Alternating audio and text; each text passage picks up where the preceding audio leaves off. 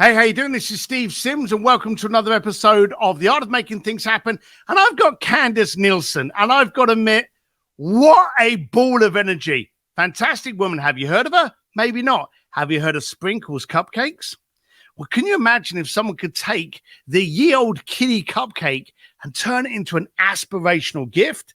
This is a branding 101 class, and you really need to think about how she's been able to do it and then translate that into your business. She's got a book out called Sweet Success. Recommend getting the book, but listen to the interview, fall in love with her like I have, and then utilize what she teaches you to make you better. Enjoy the episode. Hey, Candace, welcome to the show. Thanks for having me. I'm delighted to be here. Now, I've already told you that out of all of the famous, powerful people that I've met, known, had on the podcast, my wife was over the moon when I had you, and we're going to jump in and tell her why. You're the founder of Sprinkles Cupcakes, aren't you? That's right. That's right. My reputation precedes me. Now, there was a number of things that I found fascinating, and they always say the riches are in the niches. What made you actually go, hang on a minute, there's a market for cupcakes? Because without a doubt, and, you know, it's not that old, but you were the OG. You were the first one that went, hang on, there's a market for this. And let's be blunt, you know, and maybe it's just because I'm not your target audience, but I expect a pie for the price of a cupcake. So these things weren't cheap. So many different flavors. And I remember coming over from Palm Beach, my wife getting in this queue in Beverly Hills, and I thought it was a jewelry, a fashion store, until she revealed to me that she was lining up for like 4 cupcakes, and I forget how much they were, but the bottom line of it is you visioned this, you saw this coming. I want to know about that beginning bit. Well, I'm sorry you had to wait in line, but I hope it was worth it. And I love that you thought you were waiting in line at a jewelry store or a boutique, because that was truly part of our vision as far as the experience of it all. Sprinkles Beverly Hills was much more like a Rodeo Drive boutique than it was a traditional bakery.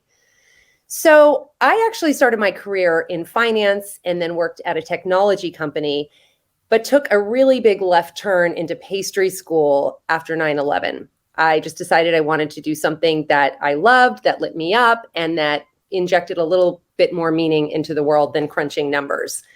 So I went to pastry school. I decided I loved it. I loved getting my hands in dough every day and creating something tangible that people could love. But I always knew I wanted to create a business out of it. And I remember once going through the supermarket and having this aha moment where I saw the cupcakes that were sort of shelf stable. They're packaged in plastic clamshells. You know, their decorations were plastic picks, and the frosting was made of shortening, and they just were sad. They were basic. They were generic. And I thought, the cupcake could really use a makeover. And here is this beloved treat. In our country, we all grow up with cupcakes at birthday parties. There's this nostalgia surrounding cupcakes. So as adults, we all loved them. But at the time, they were still just basic kids' fare, lunchbox fare. And I thought, if you elevated the cupcake and made it something aspirational, something giftable, something that was elegant and would make sense on a beautiful dinner table, you could expand the market, because everybody wants a reason to eat a cupcake. So I started by reinventing the cupcake itself with beautiful ingredients, with technique, baking fresh all day long. And because I was doing a modern take on this old-fashioned classic, that of course had to extend to the brand. So reinvented the aesthetic, looking at the cupcake as more of a sort of artisanal and elevated treat. So, everything was hand frosted, and then flying in the face of what people expected of a cupcake. So instead of, leaning into this sort of girly, feminine, kitschy, retro vibe, I elevated them to something that was more sophisticated, and then used playful pops of color, graphic decorations as opposed to traditional sprinkles to really pull it all together. And of course, as you already mentioned, the final piece of that was the store experience, where you walked in and you thought, hold on, am I in a jewelry boutique? Or, oh, wait, okay, it's a case full of cupcakes that actually kind of look jewel-like the way they're displayed and frosted. But that was, and you weren't the only one to complain or at least raise some eyebrows about the price. We were doing something different. And I say we because my husband was my co-partner in crime. We were doing something different, and the price was reflective of that. Now, when you started this, did you have backers or did you bootstrap it yourself? 100% bootstrapped. So my husband and I had both come from the finance world originally, and we knew that there was not a professional investor out there that would have That's what I was funded thinking. us on this harebrained scheme. In fact, when we were looking for a location, we couldn't get anyone to call us back. One landlord actually hung up on us when they heard our idea. It was the height of the low carb craze, South Beach diet. So everything was sort of stacked against us, right? The fact that no one had ever just created a bakery that sells solely cupcakes before. Everyone said there must be a reason why. So everyone around me was saying that will never work. So we knew we had to bootstrap it ourselves. And I talk about that, how we did that, and the sacrifice that it entailed in this book I have just released called Sweet Success. And I talk about the things I had to, say no to. Like I had been on this great corporate track and I was starting to go on vacations and have nice dinners. I had to say goodbye to all of that. It was salads from Trader Joe's. It was patching together my used car, which was on its last leg, to buy a mixer instead. It was saying yes to a silver filling rather than a porcelain one as money was running out. Truly. And, once we opened, it was so intense. We were drinking from a fire hose. It took us such a long time to staff up and get operations in order. It meant missing weddings and missing the birth of my niece. So these things are very real. I mean, in retrospect, they make for a great story, but at the time they were pretty heart-wrenching. No, I don't want to overlook it, so we're going to throw it in straight now. This book only came out in November, so it's very, very recent. Sweet Success. Where's the best place for them to find it? Well, I obviously would love everyone to support their independent bookstore. You can find it there, but also on Amazon, of course, in Barnes & Noble. Of course, the old Amazon there, the good old faithful. All right, so that's Sweet Success. We're going to be putting notes in the show notes, so you'll be able to click through. So when did you realize you've gone out on something that was very expensive compared to what was out there, but nothing was out there of your pedigree? Mm-hmm. I'm going to come back to something a little bit later on, but what was the turning point that something started to happen and you go, hang on a minute, there's some traction? Because we've all got media and all sat there and gone, oh God, the phone's going to ring like crazy, and crickets. So what was the first thing financially that you suddenly saw some traction and some loyalty and some kind of wave occurring? Mm-hmm. So entrepreneurs are really these visionaries that see a vision for the world that no one else can really see yet. So I had this sense that cupcakes were going to be huge, even though everyone around me was saying, you're a fool. This is never going to work. So I like to say, we should all be dreaming big, but we should be sort of working little bits at a time. Dreaming big, but working small. And what I mean by that is testing your idea, your thesis for traction before you go all in. And so the first bit of traction I got was when I was just baking out of my West Hollywood apartment. And initially friends of mine were calling to place their orders because they felt sorry for me. And they thought that I'd lost my mind. But then eventually people were calling to place their orders and I couldn't trace how they had found me.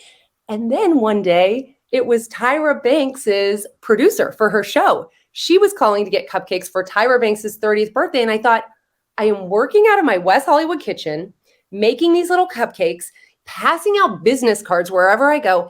And all of a sudden, I'm making birthday cupcakes for one of the biggest celebrities on TV right now. I think I'm onto something. Now, the leap from a home industry to bricks and mortar, was that bootstrapped, or by now had people got behind it and was actually backing you? No, this was all bootstrapped. So while we were looking for a location, we were creating the brand, we were renovating an old sandwich shop in Beverly Hills. Money was getting tighter and tighter and tighter. And certainly we would have, if things hadn't gone our way, we would have been in some trouble. However, we had already come to terms with that. I think my husband and I, at that point in our life, we thought this could be a total disaster. But we will never be able to live with ourselves if we don't pursue this idea. And we know if we do fall flat on our face, we can pick ourselves back up again. We can go get a job and we can make it work. We didn't have a house. We didn't have a mortgage. We were just being scrappy, paying the rent, and we'd sort of figured out we had maybe 2 or 3 years to do it. So we bootstrapped all the way until we were cash flowing. And it didn't take long to start cash flowing because we had lines from day one, and it was literally my husband and myself working all the shifts. So we had no labor expenses, which is the biggest expense in the food world, in the restaurant world. Of course, we almost killed ourselves in the process, but yeah, we started cash flowing pretty fast. It was very lucky. There's a whole bunch of stuff here that I want to break down, but we own a branding company, and you actually mentioned there that when you were looking at a property and you were creating a brand, how important was it for you at the beginning to create this brand, to create this story? It was everything, because I was pouring my life savings, which granted wasn't that much at the time, but I was pouring my life savings and taking a huge bet on a product that was essentially generic, right? Anyone can make a cupcake. So how was I going to create a moat? How was I going to defend my product? 100% had to be through brand. The brand had to be everything. It had to be desirable, had to be aspirational, and every single piece of it, every touch point had to be tight and had to speak to the quality and the sort of lifestyle, value of a Sprinkles cupcake.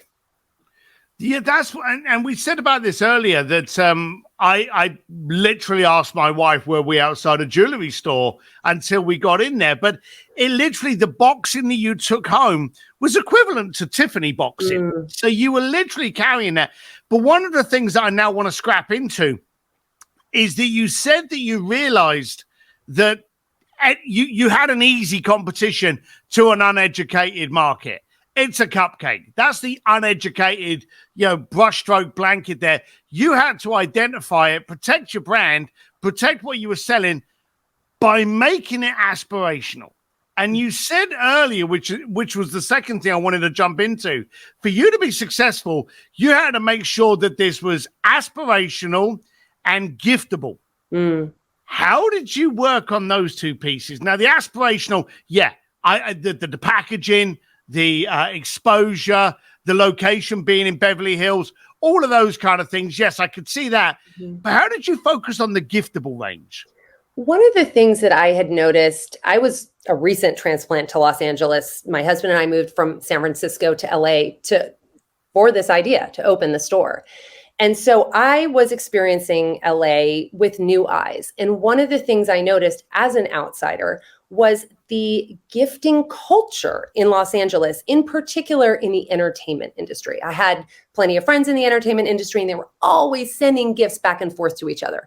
And I thought, if we can just tap into that a little bit, we'll be golden. Because think about the people who are sending those gifts. Like, that is your ultimate social proof. All you need is one agent sending the cupcakes to all of their A-list clients, and we're good. So we didn't have any money for custom packaging. And when I talk about being scrappy, I mean, of course, today you can get off the shelf cupcake boxes that have little inserts and hold them in place. Nothing like that existed at the time. All they had off the shelf were cake boxes, those traditional pastry boxes that were pink on the outside and, craft on the inside. So we said, okay, we don't have the money to custom create a cupcake box. So we're going to use those traditional off-the-shelf boxes, turn them inside out so they feel like ours. So the outside was this very organic, craft, natural. And then as you open them, the shock of pink was on the inside and really set the cupcakes off.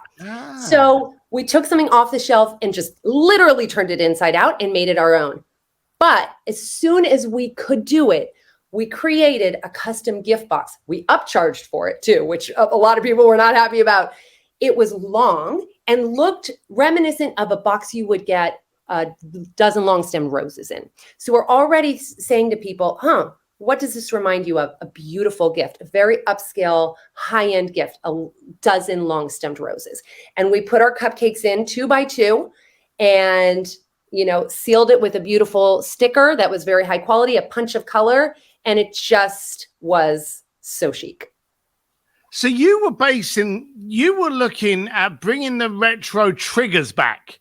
What was this reminiscent of? Let's modernize it and quite simply charge for it. So you found a vein, which was the gifting program of LA. And then you looked at how people interacted with cupcakes, and you can't, let's be blunt, you can't say cupcake without smiling. Okay. That's right. It ain't something you can take seriously. But you upsold it, and then you gave these emotional triggers by even down to cupcakes being a trigger of, let's be serious, being a child, to sweeter, more idyllic, more peaceful, less stressful times. But then you went further of it, and you went, well, okay, everyone likes to get roses. So the rose box of flowers, even the way it was delivered, you worked on these triggers. Now, you came from financing.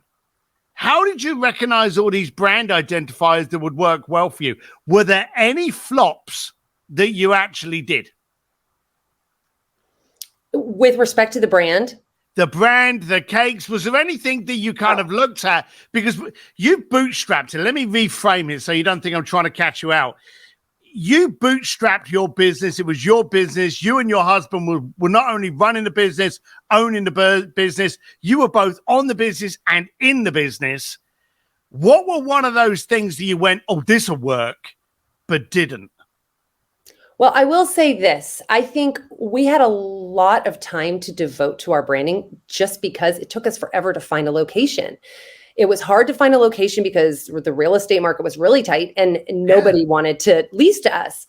And so as a result, we really took our time to build the logo, design the look of the cupcakes, figure out all of that. So I would say our branding was pretty tight by the time we opened. I would say what we didn't have dialed in was the operations part of it. We were, hoping that people would show up on day one. I'd baked a few hundred cupcakes. I imagined people would come and grab one or two at a time.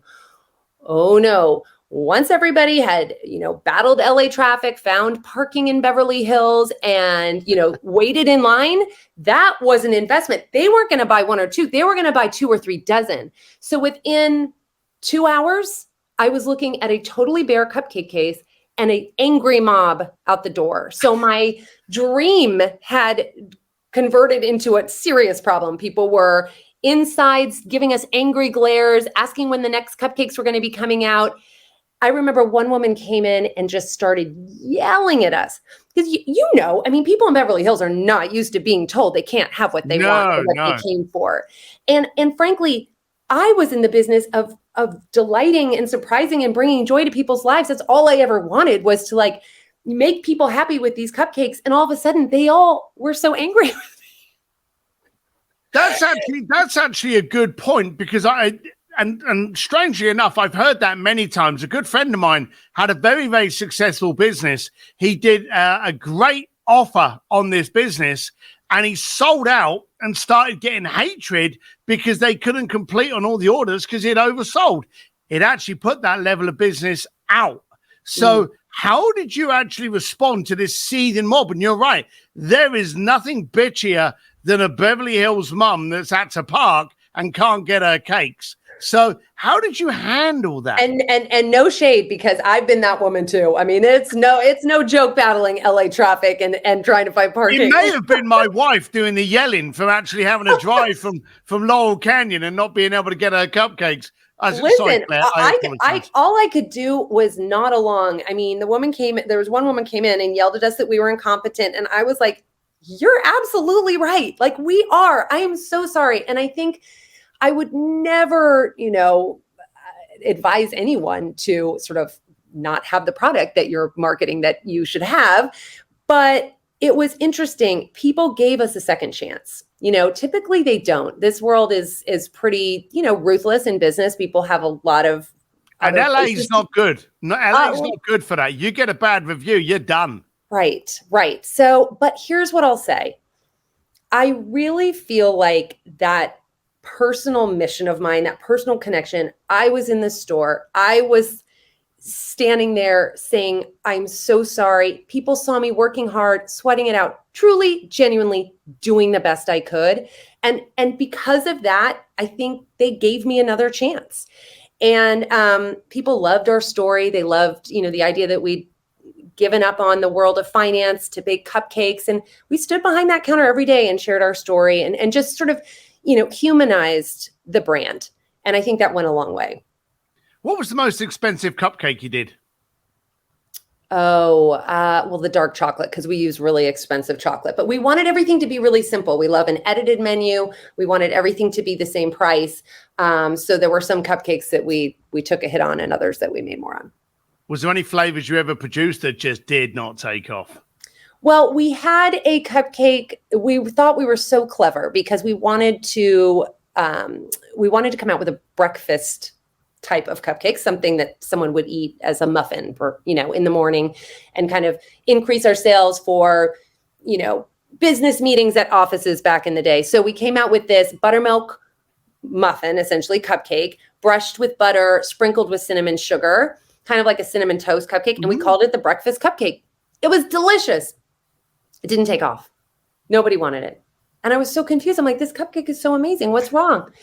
So we gave it one more chance. We renamed it Cinnamon Sugar. And just like that, that was it.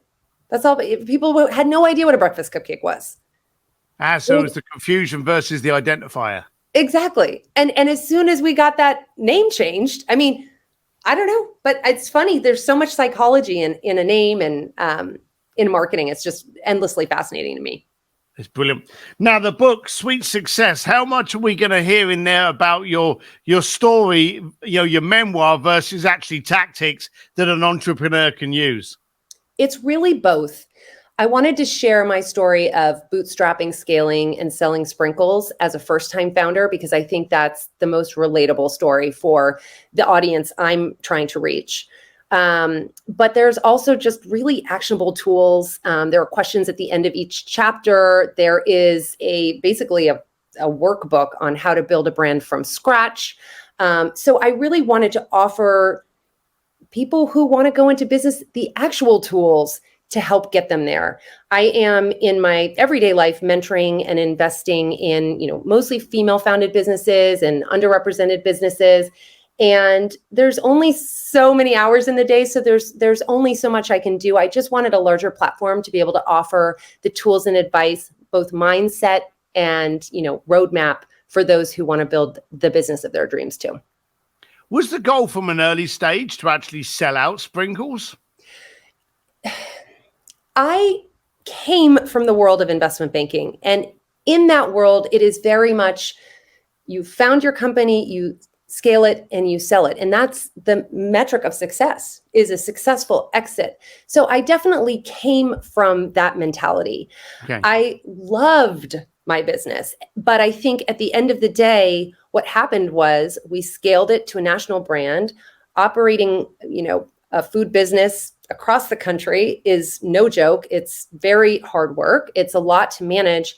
And it was a personal decision for me because my boys, who had been so little up to then, and I would tote them everywhere every time I went to one of the new locations or to go check on a store, all of a sudden they had commitments of their own. They had school, they had activities, and it became harder. And we were kind of tired. We had scaled this business ourselves. We got to 10 locations, coast to coast, and realized things were still going amazing. So it was hard to step away, but it was time. And that was just a personal reason for me. When did you sell out? Let's see. Oh, I should know this off the top of my head. I think it was 2012, I think. 2012, I think, yeah. Do you know the funny thing there? You know exactly the details about your worst cupcake in your renaming, but you don't know the details of when you made your pay packet. You can see what took the priority there. So, yeah, just something I noticed up on there. All right, so you've got the book Sweet Success. Is that your first book? It is. Sort of. My first book was actually a cookbook. So this is a very different type of book for me. Why? Why did I write this book? Yeah. As an entrepreneur, I am just sort of go, go, go all the time. We sold sprinkles. We moved on to starting other businesses. I now have a pizza concept called Pizzana that we're growing rapidly.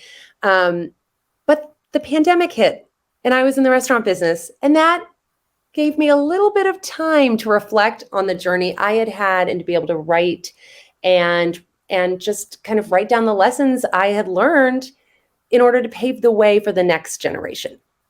And so life sort of offered this brief moment of peace and solitude, and I just channeled it all into writing. And as I said, I've been wanting to really encourage women to dream bigger, bet on their dreams, but also give them the tools to do it. I feel like in this day and age, we see a lot about entrepreneurship, but it feels very intimidating at times. It's, it's all about men sending people into space and, other people mismanaging, financing in the hundreds of millions. And it's like, I'm not a tech savant. I'm an accidental entrepreneur, and I made a big business out of a simple cupcake. So I really want to encourage other people to do that too, pursue their passions and give them the tools to do that. Now, you were in finance. Finance is a very low-risk environment. It's got structure, it's got parameters, it's got legalities, it's got restrictions. It's not usually where people find the spark of entrepreneurism. So you went from a very controlled environment of finance, and you very proudly referred to yourself as an entrepreneur many, many times through that. What was one of those darkest moments of doubt? Oh, when we were starting Sprinkles or when I was in finance? You left finance, which was a big industry, to launch a playful bakery concept. During those early days, we've heard different things, but was ever there that dark night where you went, sure, hey, honey, what have we done? Shall I phone up my old boss or something? Did you ever get any of those? Of course. It was when I thought it would never happen because we could not find a location to save our lives. And when I think about, out of desperation, the few locations we considered that we actually started drawing up plans for, I mean, we went down the road on a few of these locations, and it was like, some of these locations, we would never have had the same trajectory that we did opening in Beverly Hills. So I just felt like it was one location falling apart after another. And would this ever work? And I just remember breaking down in the car one day, it's like, I looked at Charles and I was just like, are we just stupid? Is this just not, is someone trying to tell us something here? Are we just not reading the signs? And I give him a lot of credit. He is impossibly optimistic, my husband, and picked me up off the ground. He was definitely my emotional support, and said, no, we're gonna make it happen. And of course, challenge becomes opportunity. We finally got that landlord of that Beverly Hills sandwich shop to call us back, and we turned that no into a yes. And that was our original location, which was really important to us to have that 90210 zip code. Was the sandwich shop guy optimistic? Was he quite open, or did he think this was quite a flaky concept? How excited was he about having you as tenants?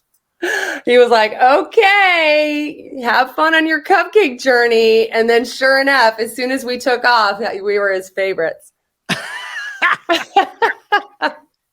All right. Well, look, I'm gonna Candace, you're fantastic. I love speaking with you. Thank you. You're fun too. We're going to put the links in below the show notes. If you want to read an engaging book, now understand this: branding a triggered item, a cupcake, and turning it into an aspirational gifted item, and then charging quite considerably more for it. I don't remember what I paid for, but I was expecting there to be some jewelry in that box once I got the receipt, rather than just 4 cupcakes. But congratulations. It's been an honor to have you on the show. The book is called Sweet Success. It's out anywhere that you can get a book, and I recommend you to go and get it. Candace, we look forward to seeing what you disrupt next. Thank you so much. It's been a pleasure. Thank you.